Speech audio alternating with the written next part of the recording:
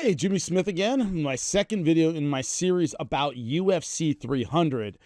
Second fight, of course, on the card. A really intriguing one in the lightweight division.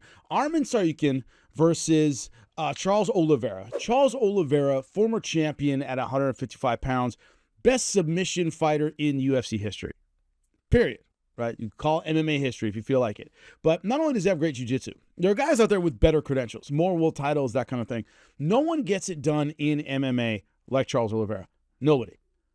Slick from his back, slick on top, aggressive, combines his passes and his attacks and his striking very, very well. And that's something a lot of jiu-jitsu guys don't do that effectively.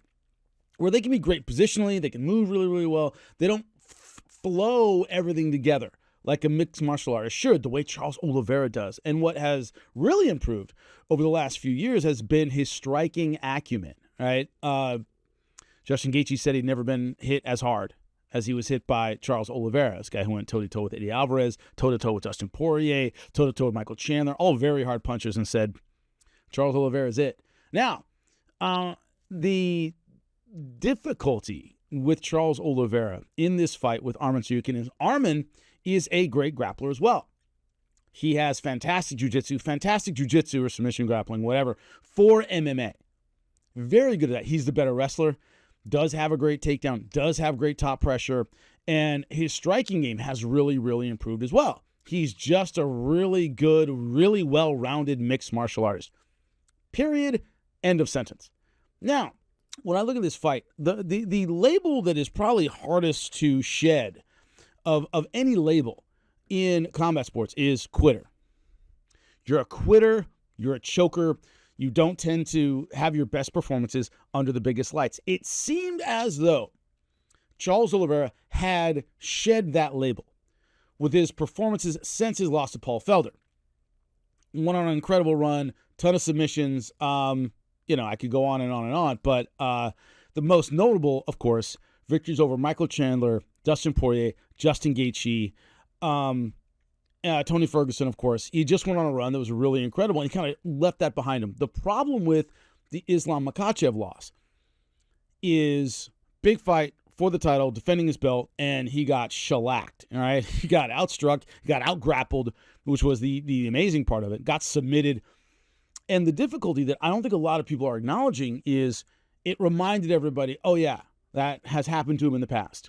He has a tendency to do that. So I think one of the reasons the odds on this are so skewed, and right now I'm looking at a bunch of different odds, and it's all, minus 225, minus 230 for Arman Tsarukyan, and then plus 175, 185. The best you can get is 190 for Charles Oliveira. Why? It's that idea that, first off, he's a former champion, and former champions don't tend to bounce back that well most of the time. It's almost like, all right, once you're done, you're old news. You get very tough fights after that. Yeah, I did knock out Beneil Dariush. A lot of credit for that. Very tough dude. But it's this idea that I think a lot of people are thinking, kind of once a choker, always a choker. Like once you have a reputation for that the Makhachev fight was him kind of returning to form. I don't think it's a fair way to look at it, but I do understand the negative taste that leaves in a lot of people's mouths. Also, he's been at war a lot, meaning he took some damage against Michael Chandler, Dustin Poirier, Justin Gaethje. Remember, he finished all those guys and had great performances, but every single one of them rocked him at some point. He got hurt in all of those fights. An interesting thing that I think might be the key here is when you rewatch those fights, which I have, the idea that all those fighters were afraid to go to the ground with Charles Oliveira, and especially in the Justin Gaethje fight, I think it affected the way all of them struck with him, right? You don't want to overcommit. You don't want to go to the ground. Even if you have him hurt, you kind of go, I don't know if I want to get on top of this guy in guard. And Justin Gaethje, for sure, knocked down Oliveira and hesitated, right? Most fighters, he just bombs away, goes after you. And he didn't do that. And I think that hesitation and the way most fighters, they kind of don't want to get drawn into a grappling exchange. Therefore, when they unload their punches, they don't want to get taken down. They don't want to get too high. So they're always thinking in the back of their heads, man, I don't want to grapple with this guy. Arman's not going to think that way. I really believe, foolhardy or not, that he thinks if I get on top and stay on top, I can beat this guy. Now, to understand that decision, Jake Shields, Damian Maia is a great example. Now, Jake Shields is a world-class grappler, or was, kind of like Arman Tsarukyan. And you go, okay, if I stay on top, I can limit my opponent's offense to one or two moves, really. You got to remember, guard has a few good attacks, really, in MMA. Like, you're playing with, a third of a deck, really. That's kind of have to look at it.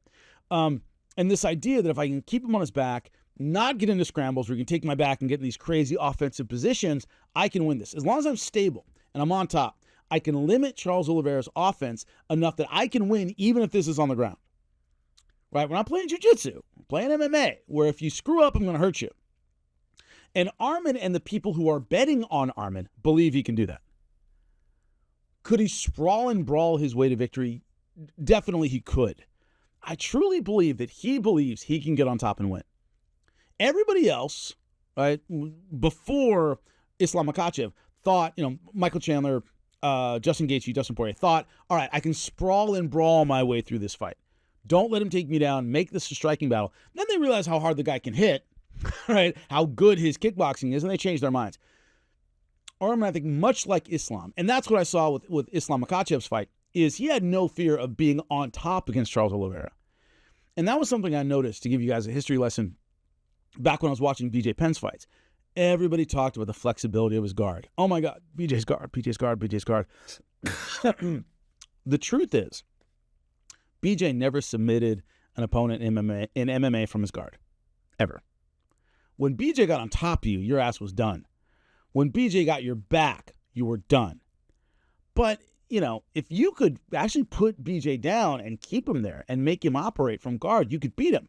That's what Matt Hughes did. That's what GSP did. That's what Frankie Edgar did. Even when he was, BJ Penn and really, really good. If you could limit his offense to his guard, you could beat him. And I think Arman Tsarukyan believes he can do that. The odds are against Charles Oliveira. The time is against Charles Oliveira. The style is against Charles Oliveira. And I'm a big fan of Charles Oliveira, man. I loved his run, all the way up to the title. I thought it looked absolutely amazing. Any jiu-jitsu dork like me loves the way he flows and moves. And every time he did that, it was him being on top, him kind of dictating the action. I think Arman is more likely to dictate the grappling exchanges, not be better in the exact grappling exchanges. I don't think he's going to submit Charles Oliveira. I mean, he could if he really made a mistake. But the idea that it's going to be on my terms. I'm going to take you down. I'm going to make you operate from guard, half guard, pound to pass, as we say in MMA, meaning beat you up and then pass. Not try to have a slick pass that you didn't see coming, but hurt you, pass, hurt you, pass. And if you look at the Makhachev fight with Charles Oliveira, it didn't take him down, knocked him down. That was the beginning of the end. Was you're down and you're down on my terms. Not because you wanted to, because I put you there. And that might be the difference in this one. Now, a little caveat here. This is supposed to be a title eliminator, or, Dana White has called this stuff what I think has called it. Dana White has called this a title eliminator. Here's the problem. You have Justin Gaethje on the same card versus Max Holloway, one that I will get into in a future video. But the idea that it's an audition, and whoever aces the audition is going to get the title shot or be in line for the title shot. I actually think Dustin Poirier sneaks in just because of the timing, because Makhachev wants to fight in June. Nobody on this card, unless there's some wacky knockout really early in the fight, is going to be ready in June. I just don't see that happening. So what I think happens is Dustin Poirier gets the next shot in June. The winner of Justin Gaethje Holloway or Tsarukyan versus Oliveira, whoever has the most impressive win, I think slides in that spot. I don't think anybody feels like, I said it was a title eliminator, so I'm going to. No, doesn't work that way. I think it's an audition. So the 155-pound division, who's going to be ahead, who gets the next title shot in the 155-pound division is a big subplot to UFC 300. Who has the performance that puts them next in line? Probably behind Dustin Poirier, but still, who puts them in that slot? The winner of this fight, I think, has the inside track, but it wouldn't surprise me to see Justin Gaethje pull something great and end up there. But, so, what's my pick? I would say the smart bet, although you're not going to make a lot of money, Arman Tsarukyan in a late fight. I would take the over on this one. I think it's going to be a long, difficult fight. I don't know if he finishes Charles Oliveira. He's saying he's going to finish him in the first round. Maybe, but I would bet on a long fight for Arman Tsarukyan. He's got to play it a little bit cautious against someone as strong and as technical and someone who has the finishing ability of Charles Oliveira. You don't want to make a mistake early. I think it makes him cautious. He stays on top. We see a long fight, but a win by Arman Tsarukyan. Let me know what you think in the comments section. Be ready for my next video.